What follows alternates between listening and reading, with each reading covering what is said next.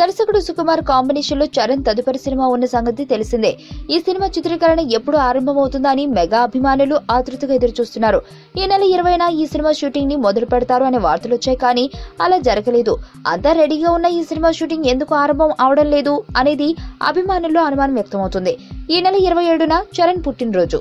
అందువల్ల బర్త్డే వేడుకలు పూర్తయిన తర్వాత షూటింగ్ లో పాల్గొనాలని చరణ్ భావిస్తున్నాడట.